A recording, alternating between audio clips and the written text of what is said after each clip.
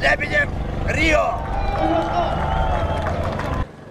Мы его понимаем, сейчас психологическое состояние, и пришли, чтобы поддержать, что он одумался и принял решение, что участвовать. Вот за ним народ Саха, Россия, и все они хотят, жаждут, чтобы он выиграл Олимпиаду. Ну, сегодня мы поддерживаем Виктора Лебедева. Он потенциальный лидер нашей сборной России и не должен отказаться. Он должен ехать в Рио и стать олимпийским чемпионом.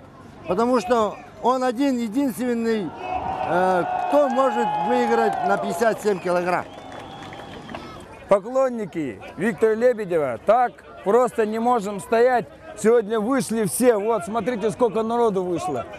И хотим, чтобы высшее руководство вольной борьбы Российской Федерации посмотрело на эти вот сегодняшние движения, на эти, как народ волнуется. Пожалуйста, Виктор, наш герой, наш единственный, пойди и докажи, не так на эмоциях, а скажи собранно, просто покажи свою борьбу. И мы все равно станем на пьедестале Олимпиады.